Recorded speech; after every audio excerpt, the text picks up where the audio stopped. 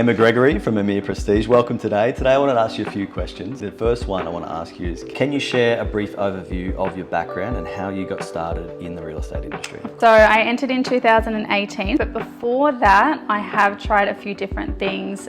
Career is a huge part of my life. So I did a law degree when I finished school. Right. I then spent some time in the marketing, so corporate space. I got promoted into a few different roles there. I have travelled extensively. That is a huge passion of mine. And then I spent a short time in the police before entering into real estate. It took me a few years to get into the police, and then I went into the academy, and then I got sent up to Rockhampton with Queensland Police. I loved that entire experience and the skill set that I have received from that. One, if I look at it now and how that's helped me, communication is what I do on a daily basis, and that is a very, very good skill set that I've taken from the police. The other thing is, obviously, it's very process driven, so everything is strategy based. Again, I can apply that.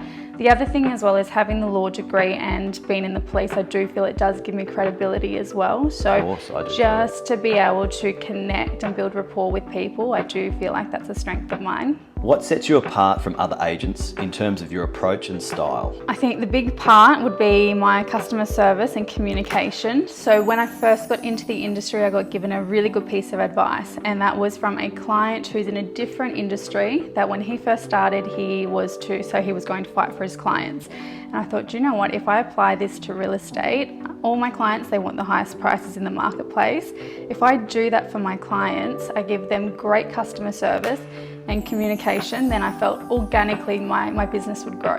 What advice would you give to first home buyers to make their experience as smooth as possible? First home buyers, if you are going and entering into the marketplace and you're about to put forward offers, the big thing that is going to set you apart is, one, you want to speak to your broker. So you want to know how much you can borrow, and you want to have your pre-approval in place. Yep. You then want to have your solicitors ready to go, and you do want to have your building and pest inspector ready to go. It just means that as soon as you put forward your offer, you're in a really, really good position to start moving along. Could you describe a recent successful sale that you are particularly proud of, and what made it stand out? So all of my sales I'm always very proud of. I'll just put that there. Nice touch. And the thing is, every single campaign is different. Yeah. If I was to look back over the years that I've been in the industry, it'd actually be my highest sale. So this is going back in 2021 when we hit a suburb record for a client. Basically, they did a knockdown. They built a beautiful home on the waterfront, and we were chasing a certain price point for the clients. Not only did we get the price point that they were wanting, we got a suburb record for that year, and it set the price point apart from any of the other homes. Now I actually sell quite a lot of properties for my clients as a result of this, and it's definitely a memorable one. Can you talk about a time when you faced unexpected obstacles during a transaction and how you overcame them? I remember this very, very clearly. So this is actually in one of my earlier years. So this is probably going back nearly 4 years ago. It is the time when we were getting a lot of interstate buyers, but also we were seeing a lot of fraudulent buyers on the Gold Coast as well. I was selling a property on behalf of a client. It was an acreage property. We were achieving a $6 million price point for this property. When it came to him paying the deposit, the check was in the mail, but it just never arrived.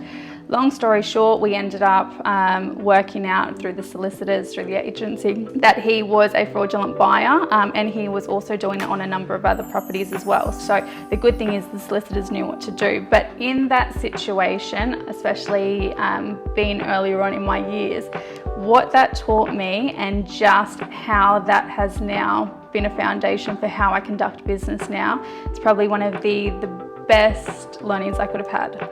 In your opinion, what suburbs or types of properties currently offer great opportunities for buyers and investors? This is a hard one, and I get asked this question a lot from people who may not know the Gold Coast or who's wanting to purchase into the Gold Coast.